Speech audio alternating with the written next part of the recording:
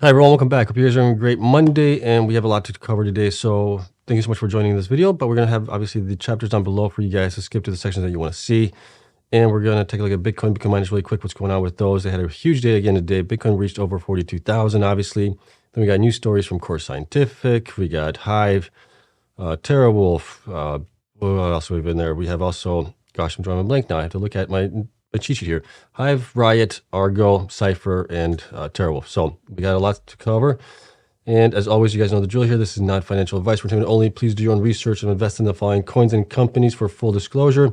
And if you enjoy this type of content, hit the like button, subscribe, helps me out tremendously. Hit the notification bell, that way you get notified when I do post a video. And that way you guys can catch up on all the things that are important. Okay, here's what's going on with the markets right now. So obviously Bitcoin had a huge day today. It was up quite nicely. And it was up approximately 5% on the day. Obviously started out yesterday on Sunday, and it just continued going forward. We reached a high of 42,410 on the chart here, which was obviously fantastic. The miners obviously welcomed that news and had a really fantastic day as well. We can see here that Annie was up 33%. Argo was up 35% on the day. And I think this is just people looking for miners that were beaten down really over the last, you could say, probably 3-4 months or so. And we still had like Bit Digital here cranking up pretty nicely, 11%. BitDeer was only up 6%. Bitfarms up 5%. Cipher only up 1.7%. CleanSpark, again, another huge day for them, up 16.1%. I think they were a high today of around $9 or something like that, but they came back down. Obviously, Core, we'll talk about Core obviously in the news here a little bit. They were up 86.63%, so they absolutely liked what the CEO had to say in the webcast. That's what we're going to talk about here in a second. DigiHost was only up 6.79%. DMG was up 11%. Greenidge up almost 6%. Hive up 10%. Hut was actually down today. Remember, Hut had the reverse split today, and they actually merged with USBTC. So based on this, it looks like people are kind of going out of that stock for whatever reason it might be, because, well, there's a lot of unknowns right now, right? We don't know what they're going to be mining. Well, we know kind of what they're going to be mining. They're going to be probably at about 7.5 exahash for self-mining, but everything else on that, how are the cost structures going to be and everything else. So I think that's maybe why the stock was down today.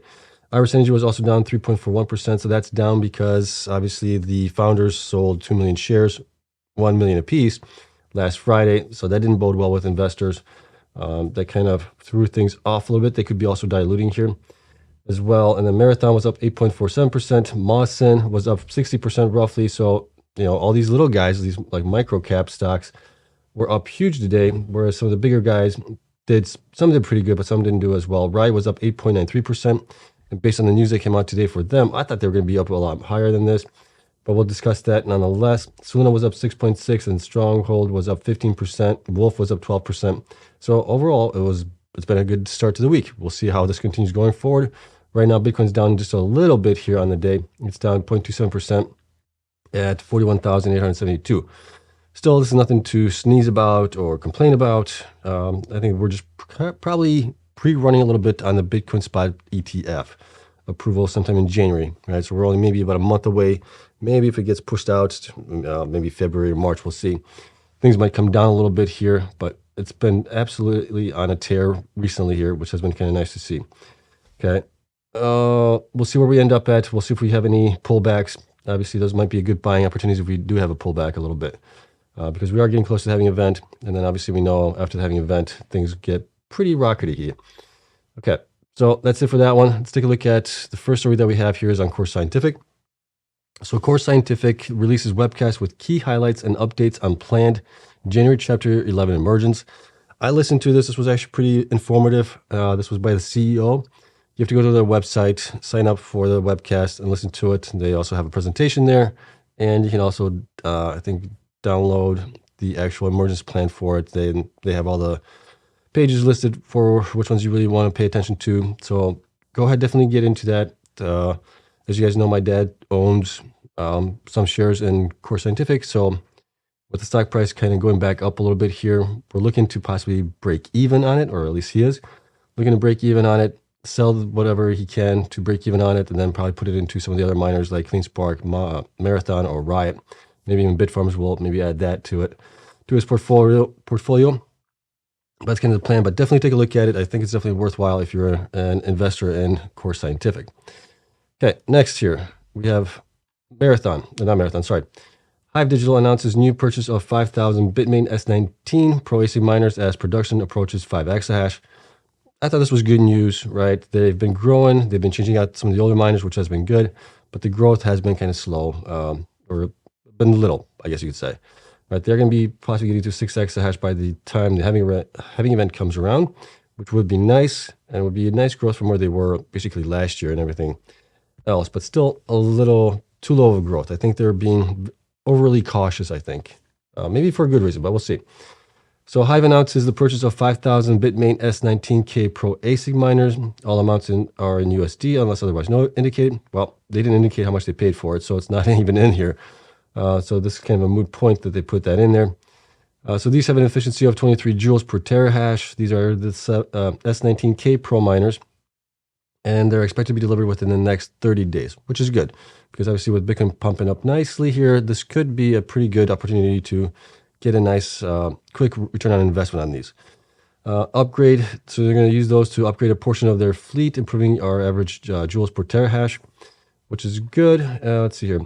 April 24th with our goal to hit 6 exahash. So that's their goal, to hit that by then. Hive has procured approximately 29,000 ASIC since the recent bottom of the market in November of 2022, totaling approximately 3.35 exahash. So that's pretty good. They're not getting the most efficient miners, but they're also probably getting a better deal on some of these, I guess you could say, second tier miners that are pretty close to it. These are, I think, like 23 joules per terahash. I think they put that down in here someplace. Yeah, 23 joules per terahash. So those are pretty good. And then each ASIC miner purchase has been made with the intent to maximize return on invested capital by seeking machine offers with low dollar per terahash prices with near immediate delivery. Right. So that's, in a way, that's good. We'd definitely like to see them grow more, but they would have to buy more infrastructure, more data centers, or build out data centers to do that. And they're kind of reluctant to do that. So plus they're getting into AI. I think that's kind of maybe where their focus is going to be changing over in the next year or two. We'll see, but that's kind of what I'm thinking here. Okay, so here's what we have for Hive right now. I think that's it. Yep. Hive obviously is at $3.83, market cap 330 million right now. The machines that got added in here are down here, so I added those. Then they are going to be about 5.2 exahash right now. Depending if they get rid of some of these maybe older miners here, the 96 terahash miners, these 90 terahash miners that I have in here as well, those could get removed out, swapped out possibly going forward, just to make it more efficient going forward.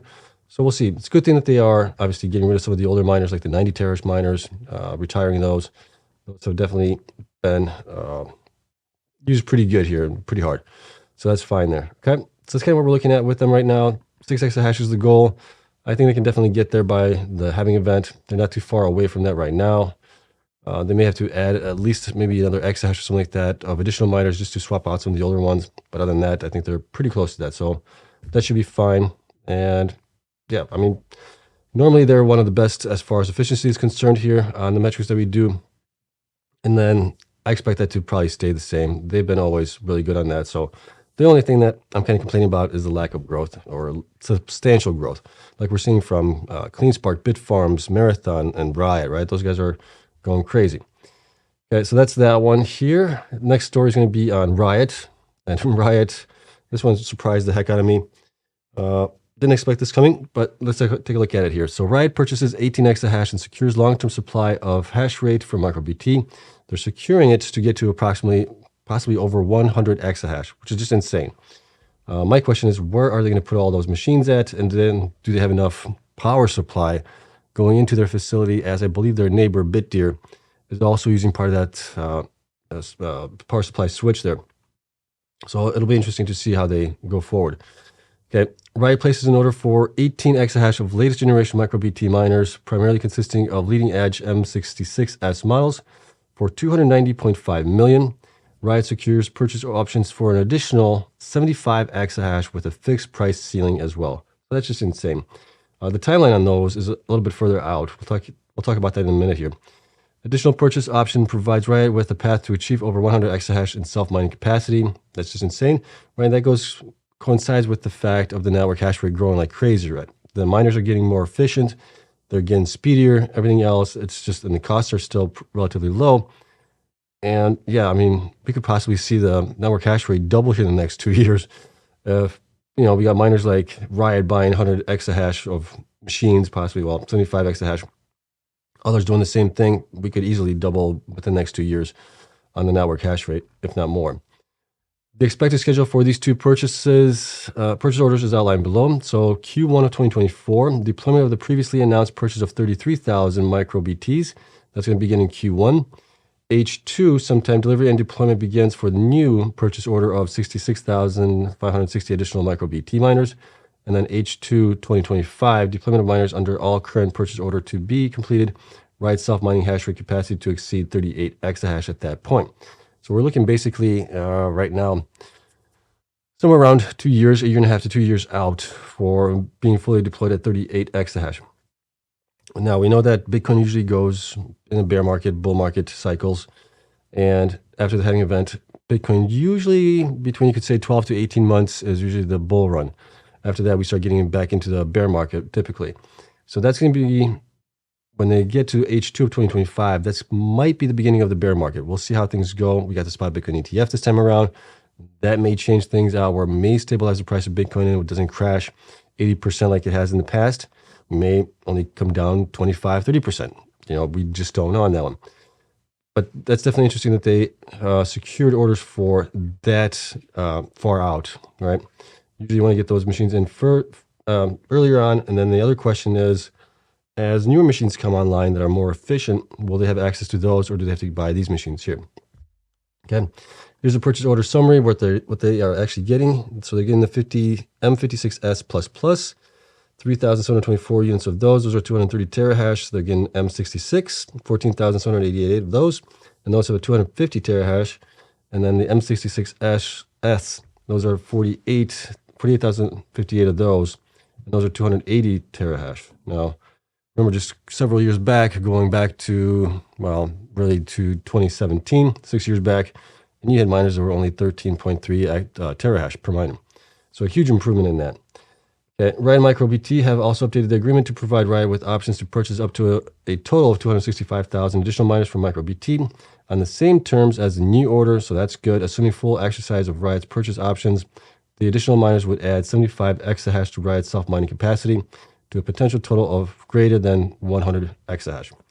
Now, if the newer miners do come online in the next year or two, where we start seeing maybe 300, 350 terahash per miner, could they also get those? Maybe, could be. So that could be getting them even further ahead than 100 exahash. Okay. And then alongside Riot's commitment for hash rate growth, we are actively building out the infrastructure at our Corsicana facility, consistent with our long-term standing, proven vertical integrated strategy. Riot is thrilled to further strengthen our relationship with MicroBT and to lay out our roadmap to reach and exceed 100 exahash in the coming years. So that's definitely crazy. That kind of smacks everybody else in the face here and goes, beat this. So I wouldn't be surprised if we start seeing other miners starting reporting crazy miner purchases in the months and obviously the years to come. But that's kind of where we're at right now. Okay, so here's what we have for Riot really quick. We'll take a look at that. Then we'll get into some of the monthly metrics that we have, or monthly production updates for some of the miners. So these are the miners that are getting in here. We have them at 38, obviously right now, 38.5 exahash as it is. At that point, their efficiency is going to be at 13.84 if they can get there. So that's going to be actually pretty good based on the numbers here. And I'm not updating everything. I need to update this. Okay, so 22.72. So that's still really good, right? Somewhere around, the miners are going to be around 23. Some of the more efficient ones, Marathon, CleanSpark, are going to be around 23, 24, something like that. So that's still really good there.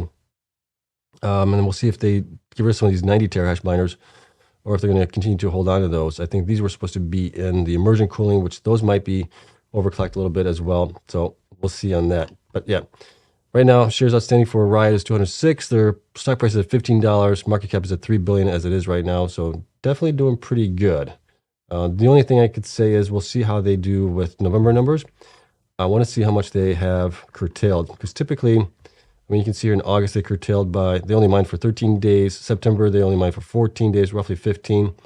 October was only 18.5. So I'd like to see November numbers be above 20 if possible. If it's less than that, We'll see how many credits they get for it, but it's definitely a lot of curtailment there. Okay, so that's it for that one. Let me know what you guys think of that one as well. If you guys like that, they are getting to 100 exahash potentially going forward. That's probably going to be looking at maybe 26, 27 if that's the case. Okay, but here we go. So Argo is our first one at bat here for the monthly production update. And this one's going to be pretty easy. During the month of November, the company mined 145 Bitcoin or Bitcoin equivalents. That's it. They're still pretty much stuck at, I think, 2.8 exahash. They didn't provide anything else on that. And let's take a look at Argo. So Argo right now, I'll try and make this quick here. Argo has 58.58 million shares. Stock price is $1.68. Market cap is at 97 million. Its performance here over the last 12 weeks has been, I would say, okay. They're up 14.8% from 12 weeks ago. From 8 weeks ago, they're up 20%. From 4 weeks, they're up 7.8%. And then last week, they're up 5%. They're in the green here, so that's looking good. You can see that their current hash rate is at 2.8. Future hash rate currently is at 2.8. They're fully installed. They haven't been growing here at all the last couple of months.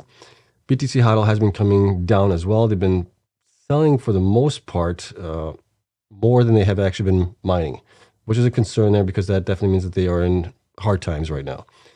Month-over-month BTC production, you can see that has been increasing here a little bit.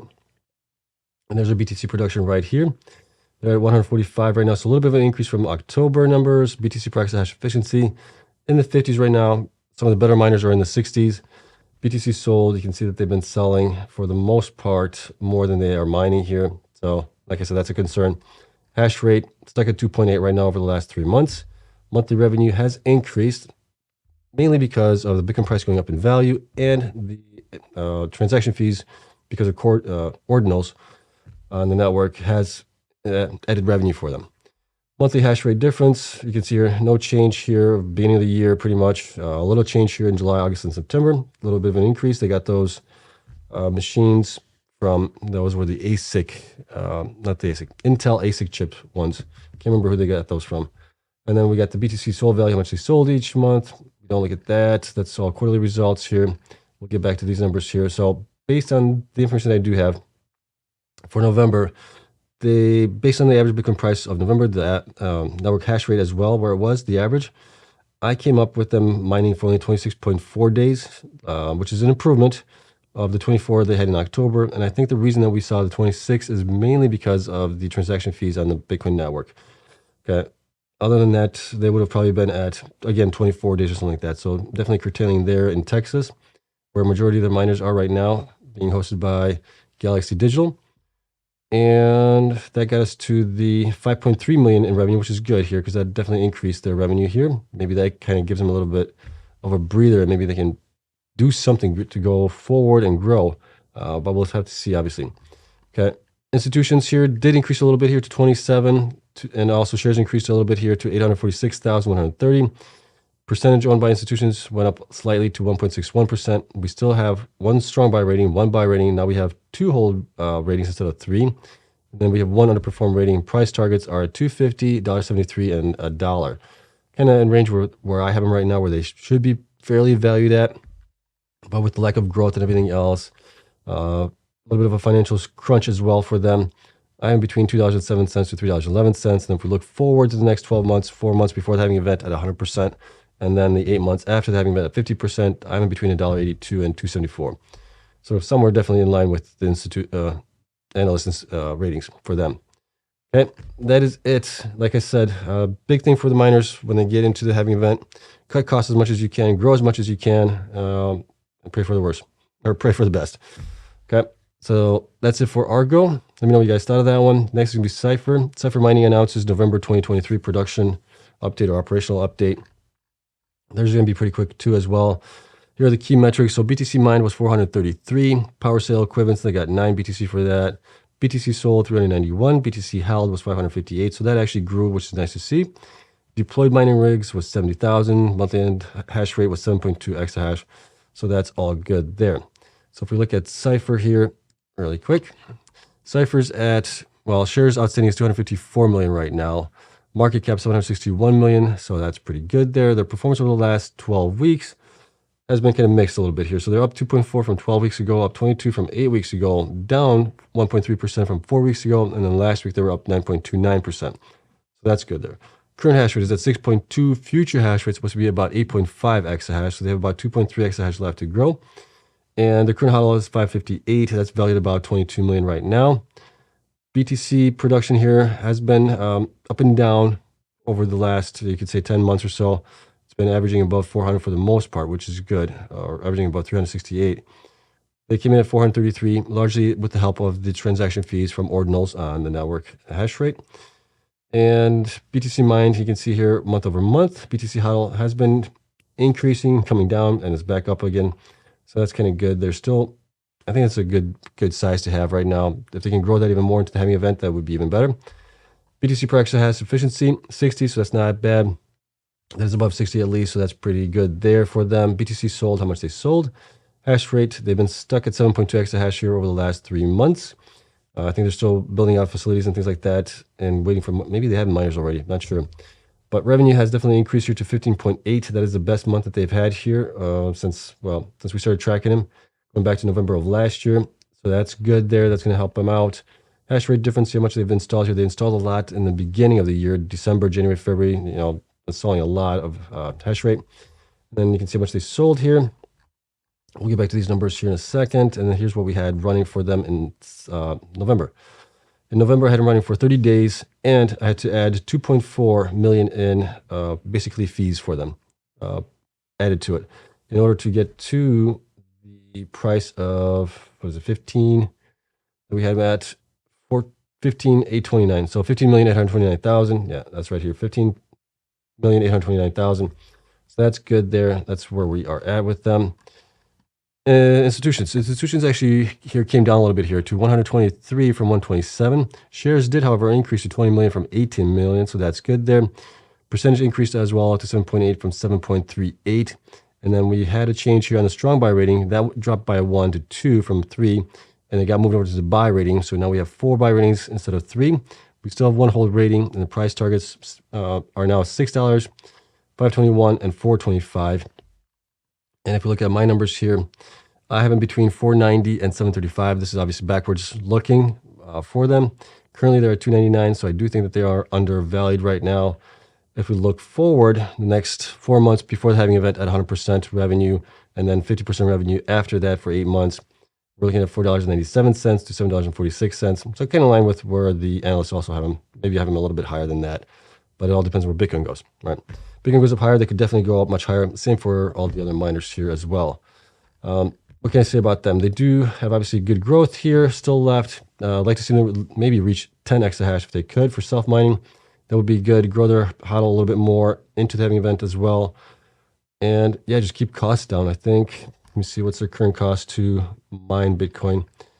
It's actually pretty good. For the Q3, it came in $10.9 thousand. So that's pretty good. Other than that, let's see. Total current assets and total current liabilities look good. So no complaints there. Keep that as best you can. And yeah, let me know what you guys think on that one. Let's get into our last one here, which is going to be on Terawulf. And Terawulf announces November 2023 production operational update. Here's what we have for them. It's going to be pretty quick too as well. November 2023 highlights: self-mined 323 Bitcoin, averaged about 10.8 per day. Power cost averaged at 11.3 per Bitcoin produced, or approximately 3.7 cents per kilowatt hour. And then this always bugs me. They always report the average operating hash rate, so it's always bouncing up and down.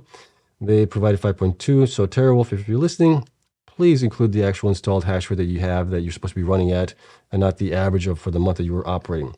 So for them, I'm actually using them at 5 point something exahash. We'll take a look at it here. And that's mainly because of this. As of November 30th, the company had an operational miner fleet of approximately 50,000 miners. So that's kind of what we're using for that number there. Okay, so let's take a look at Terawulf here really quick. We'll call it a day, and then we'll discuss something else as well. Okay, Terawulf has 238 million shares outstanding. Market cap is at 366 million. Stock price is $1.54. Performance here has been pretty good over the last 8 weeks, you could say. From 12 weeks hasn't been that good. But from 12 weeks ago, had you bought back then, they are down 18.5%. In the last 8 weeks, they're up 34%. 4 weeks from now, they're up 39. or 4 weeks from ago, they're up 39.8%, and then last week they were up 8.73%. Current hash rate is at 5.5. They're supposed to get to 8.3. That gives them about 2.8 exahash left of growth. They don't hodl anything. They sell pretty much everything that they mine. And then you can see their BTC production here has been coming down recently over the last couple of months, but we did get an increase in this month, in November, and that's, like I said, for the other ones, the network transaction fees helped with that. You can see month over month difference for what they mined. BTC hodl is at 0. BTC per exahash is at 58. So pretty close to that 60 mark, which isn't too bad. And then their BTC sold, like I said, they sell everything here. Hash rate has been pretty, it's been pretty flat here. We've had a little bit of a jump here in November. That's based on my reformulating as far as what they should be at instead of what they're actually reporting as far as average. They said 4.9 was the average for June, July, August, and then they went up to 5 for the average in September and October. I got bumped them up to 5.5 here. I'm getting tired of that average stuff. And BTC mined revenue here, they came in at 11.81 million. So again, this is their best month yet since we started covering them. So that's good there. It's going to obviously lead to more revenue in the quarter, which is nice. Hash rate difference, month over month, BTC sold value, you can see that. We'll get into some of these numbers here in a second. And here's what we had for them in the month of November as far as operating. Based on this, they were operating at about 29.67 days out of the month. There might have been some curtailment there because I didn't have to add the actual fees for them when I have them at 5.56 exahash installed. 50,000 miners is what they report. That's what we have them at. So based on this, they were curtailing a little bit here, but with the addition of the transaction fees, that helped them to get to 29.67 days on the month here. Okay, that's looking good there. Let's see here. What else do we have here?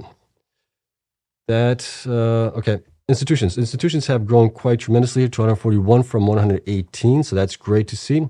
Shares also went up to 47.9 million from 32. So a huge increase in shares. It's now 20% owned by institutions.